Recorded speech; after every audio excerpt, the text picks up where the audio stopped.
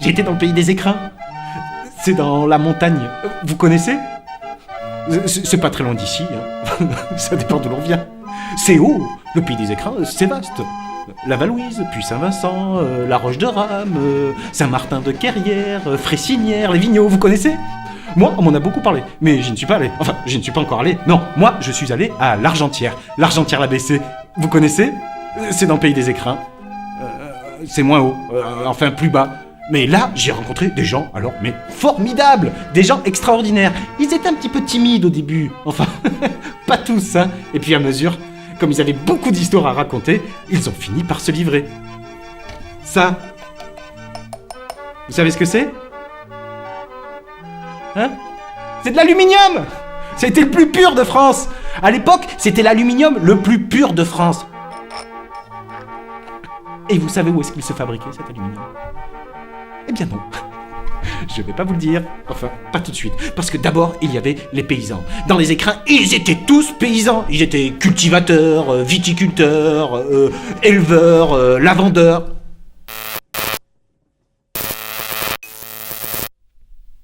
Le pays était très différent. Le monde d'hier, celui des années 50, ne ressemble plus à celui d'aujourd'hui. Et même si le monde qu'ont connu les personnes que je vais vous présenter n'était déjà plus tout à fait celui qu'ont connu leurs parents, il était loin de ressembler au monde d'aujourd'hui. En 1904, en France, 44% des gens vivaient de la terre. En 1954, ils étaient 31%.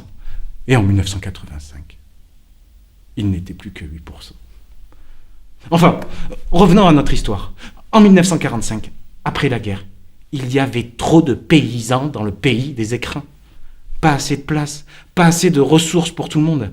Alors ils sont descendus en ville, ils sont allés à Marseille, ils sont allés à Grenoble. On les appelait les gavots. C'étaient les paysans descendus de leur montagne pour trouver du travail en ville.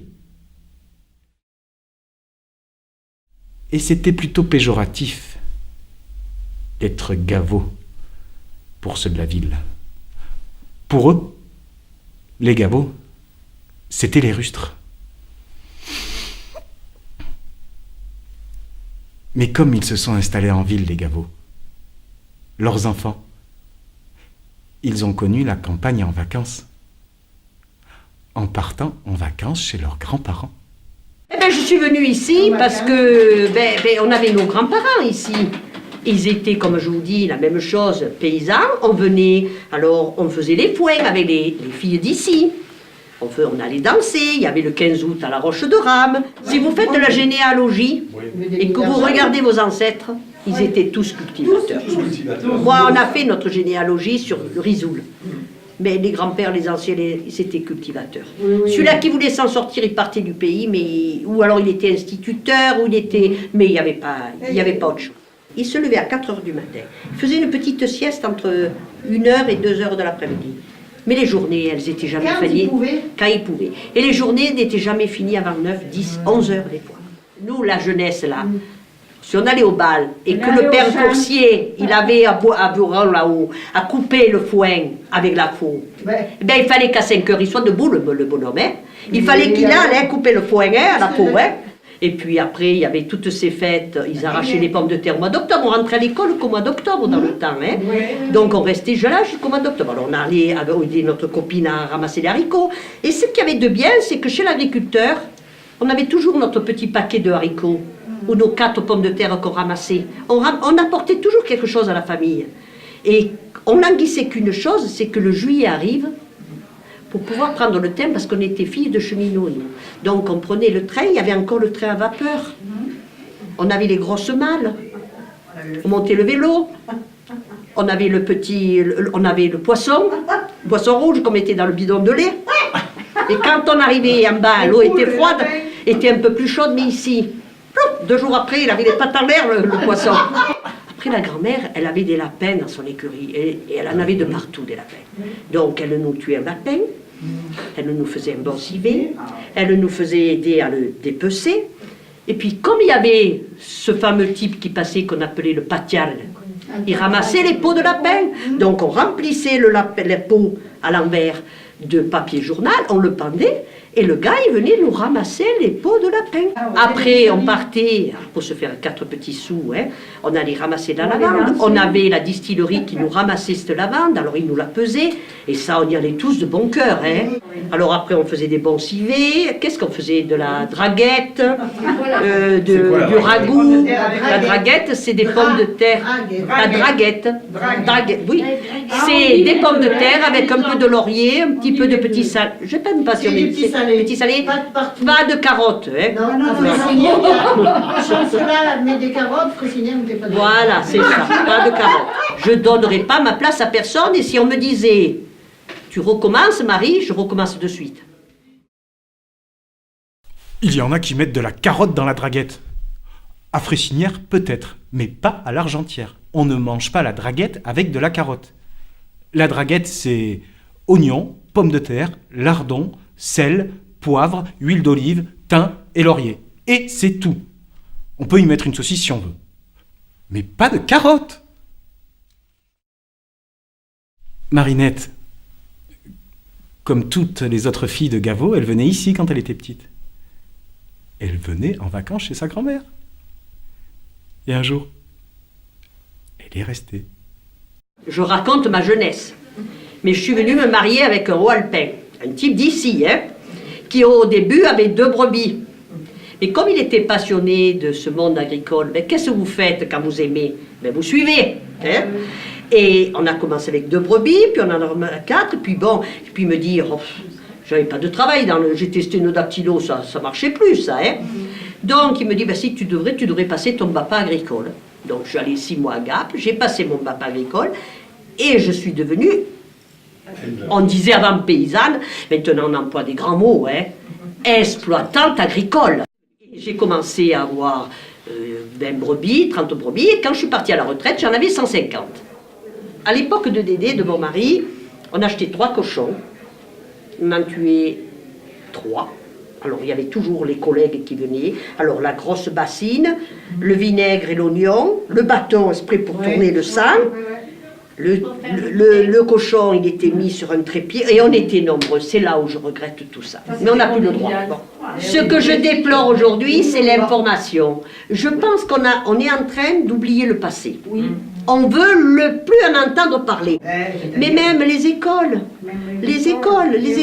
quand on leur dit de venir voir les bergeries, on fait ferme pédagogique, on leur dit de venir voir, il y a encore le centre social qui vient un petit peu, hein.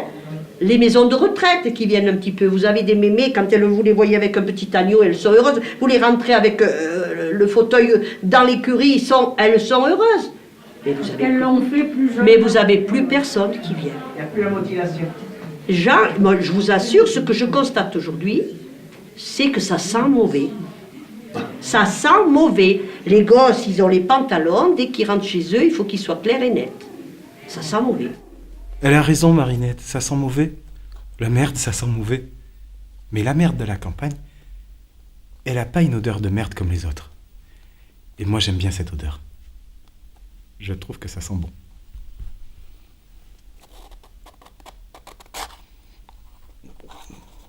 Et je crois que Marinette, elle trouve que ça sent bon aussi. Il n'y avait pas que des paysans qui sont partis à l'Argentière, au pays des écrins. Il y a aussi ceux qui sont restés. Et ceux qui ont recommencé, comme Marinette. Il y a aussi ceux qui sont venus et qui n'étaient pas paysans, mais qui allaient tout simplement là où il y a du travail. Ce qu'il faisait mon mari, pareil, il était dans une scierie dans l'Allier. Et puis voilà, dis pas que le patron meurt subitement.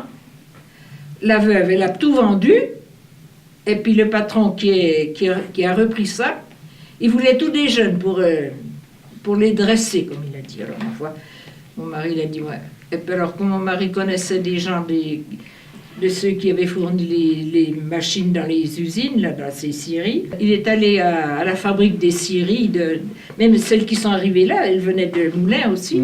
Il est allé là-bas, et c'est ce monsieur de Moulins qui a dit, ben écoute, à l'Argentière, là, ben, c'est dans les Hautes-Alpes, il y a une scierie qui se monte, si tu veux, la place c'est à toi. Ouais, je te recommande. Quoi. Voilà.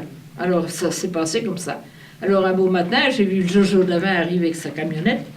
On a mis tout le machin, les gosses, le bazar dans la camionnette. Et hop, moi, ce qui m'a épaté, c'est le lotaret. Ah oui, oui. Ah, le lotaret. Mon Dieu, j'ai trouvé long dans ces rochers-là. Ouh. Dans ces virages. Oui, comme ça. Et puis dans les roches. Et la route n'était pas comme elle est maintenant. C'était en quelle saison? C'était à l'automne. Et puis, ma foi, on s'y est habitué, comme tout le monde. Dans la neige, au vent, à la pluie, à tout ce qui se passe tout le temps. Et puis ça s'est bien passé. Et puis après, bon, il est rentré chez Davin. Et puis entre-temps, parce que lui, son métier, il avait appris ça dans la marine, il était mécanicien d'entretien, mais en même temps, il était ajusteur armurier de la marine. Alors, un jour, Péchinet a embauché des mécanos. Il était se présenter, on l'a pris tout de suite. Alors, du coup, on habitait là-haut sur le cerf, on est descendu dans les Joyas. Allez hop, roule. Des ménages, oui. Et puis, il y est resté. D'accord. Et puis voilà, ça s'est tout passé comme ça. Puis moi, après, quand les gosses ont été dispersés un peu partout, ben, je suis allée, j'ai demandé une place à l'usine, pareil avec madame...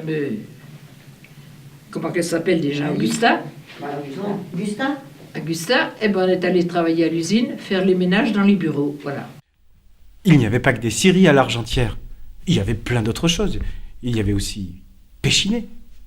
La grande usine Péchinet. L'aluminium le plus pur d'Europe.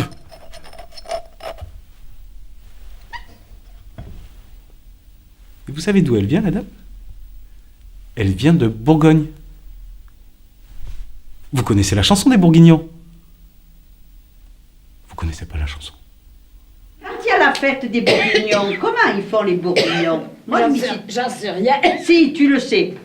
Comment ils font leurs gestes, là? Ça, je te dis. Oh, j'en sais c'est rien. pas possible. Non, mais je sais rien du tout. Hein. Oh, mince.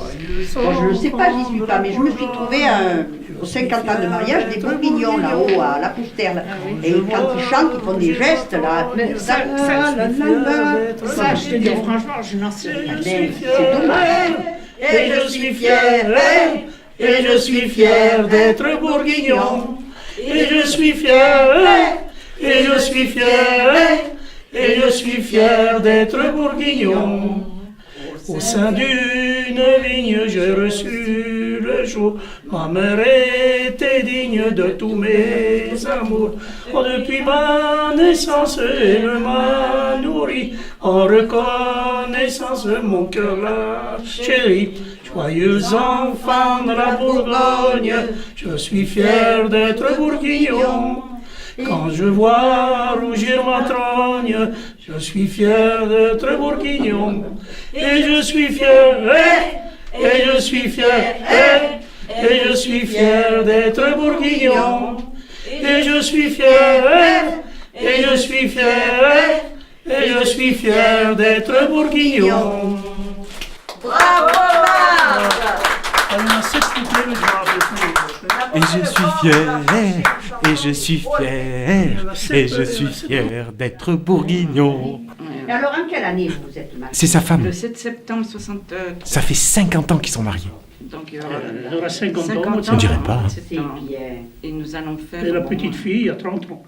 Oui, 30 ans le 4 septembre, elle va avoir. Ouh là là, mais c'est beau ça. La Pas l'arrière, la La petite, petite, 30 ans. petite fille. Et l'arrière-petite-fille, elle a 10 Un mois. Un an. Elle va 10 avoir un mois. petit peu plus d'un. C'est le 4 septembre. Oui, il était charmant. Il est toujours. Mais tu es le beau gosse. Il y est toujours, hein, discute pas. Ah, Oui, voilà. il est toujours beau gosse. Bien sûr, j'avais 20 ans à peine. Ah, ben oui. Confirme. Voilà, confirme. 19. Oui, 19. Et puis, c'était la fête de notre ville, la Saint-Maurice. Et on avait quand même le droit de faire la fête, c'est-à-dire le samedi, le dimanche et le lundi. Et puis le dimanche après, ça a duré longtemps cette fête. Et puis, le samedi, je n'ai pas trop fait attention. C'est le dimanche soir. Ça a flashé. Un joli petit blondinet, là, un petit peu frisé. Oh, il était beau.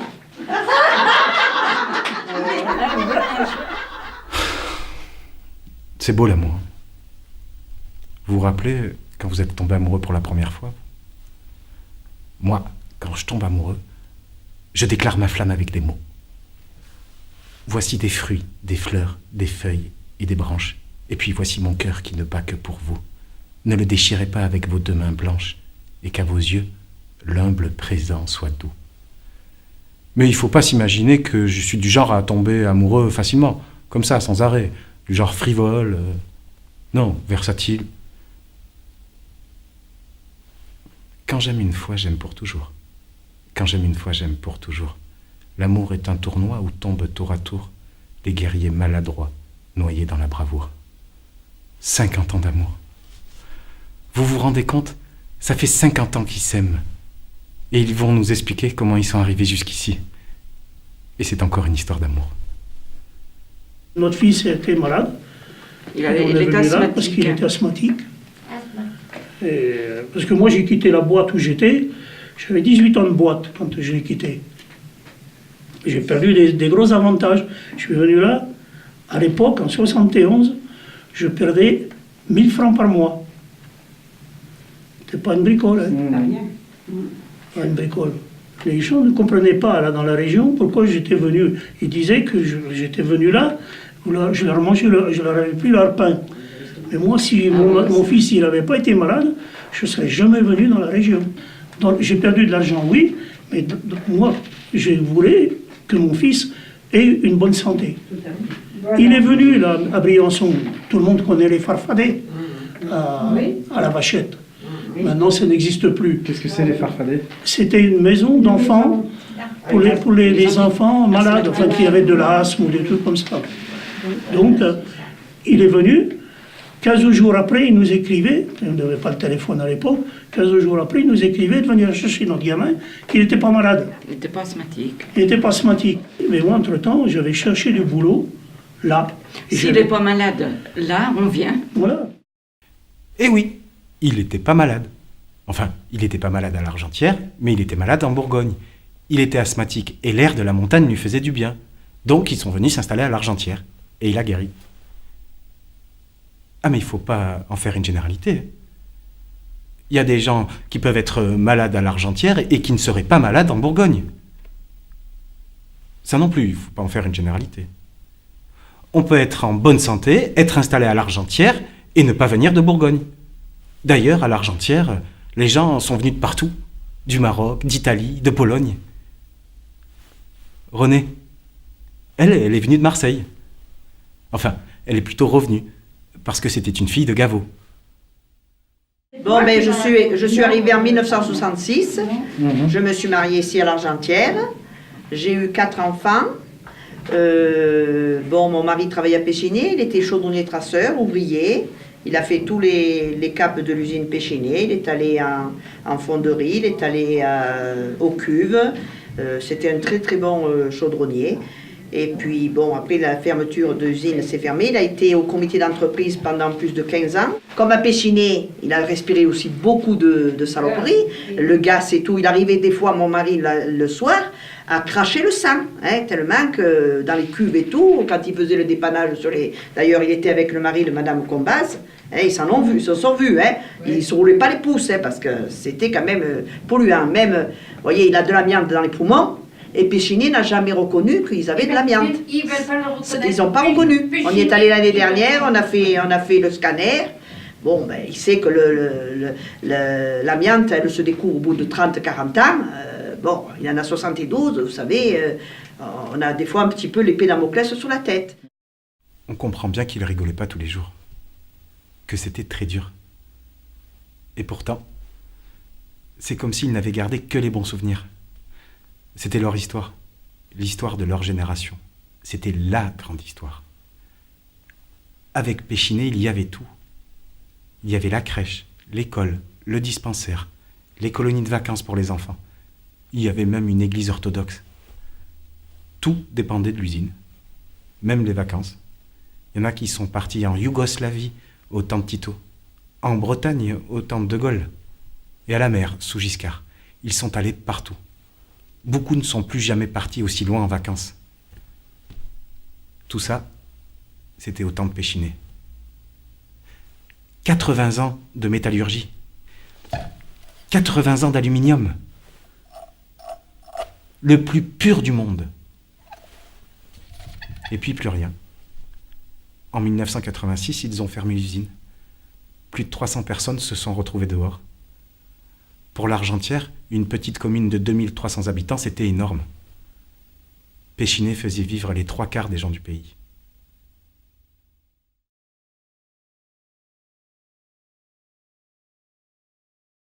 Péchiné, là, on avait une belle histoire, Péchiné. Oh, c'est même une histoire triste. Moi, je vais te dire. C'est plutôt triste. Voilà, parce que moi, Oui, mais elle a fait vivre des gens. Et une boutique comme ça qui a fermé, ça fait mal. Écoutez, il y avait d'abord le travail, d'une. Il y avait les vacances pour les gosses dans les colonies. C'était une belle histoire, ça a fait vivre des gens pendant 80 ans, enfin. Et Eh ceux ben, qui ont voulu rester- ça s'est passé que ça a été obligé d'être fermé parce que ce n'était plus rentable. Mais nous, ils faisaient à Péchiné à l'Argentière le plus beau aluminium de toute la France.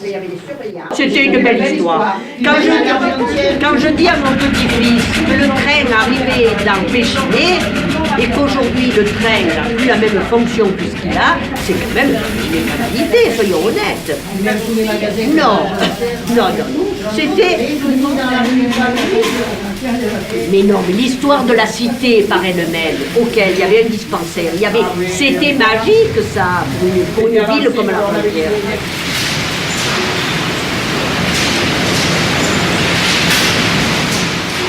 Les premières années que nous, on y était, de Péchiné, il y avait il y avait un Allemand, il y avait plusieurs Allemands, il y avait beaucoup de Polonais. Alors, il est venu... Qui venait travailler? Il venait travailler, ce qui restait, je ne m'en rappelle pas. Alors quand vous entendiez les gens de Péchiné qui allaient travailler avec des chaleurs intenses et qui descendaient à pied, parce que moi je me souviens, les gens de l'Argentière, de Sainte-Marguerite, de Villarmeillet, de Presles, ils descendaient à pied.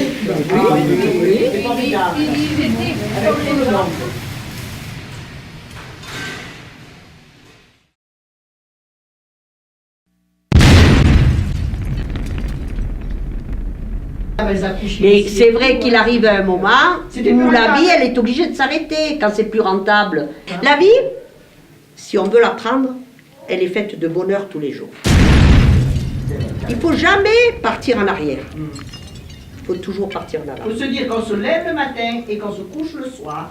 Du moment qu'il est arrivé un malheur, bon, il faut se dire... Mais même si on a le malheur, même si on l'a le malheur, même si tu l'as, si on a le tu es malheur, obligé de le- on n'est pas obligé de le... Voilà. C'est vrai qu'il ne faut jamais regarder en arrière. Mais maintenant, c'est plus pareil. Ça s'est arrêté il y a presque 30 ans et personne n'a jamais vraiment oublié.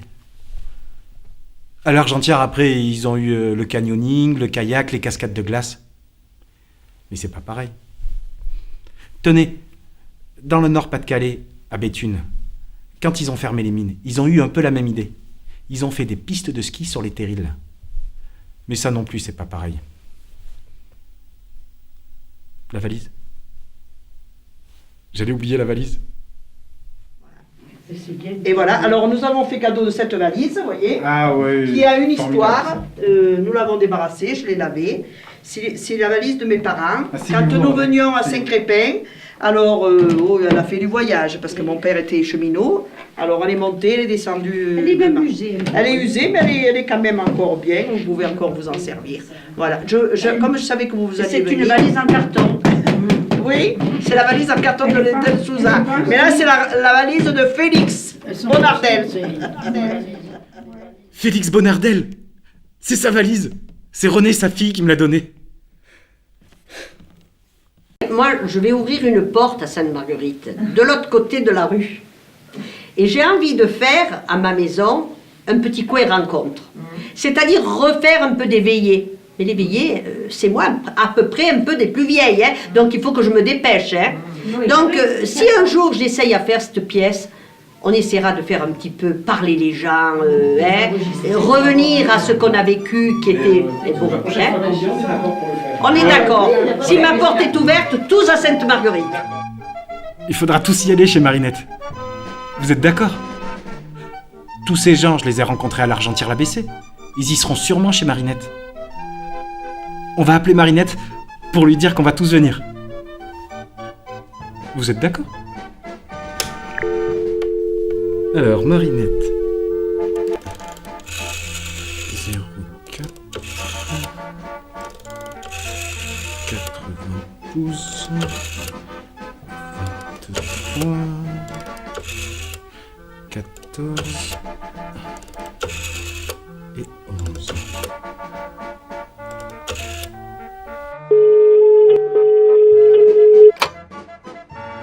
Allô, Marinette?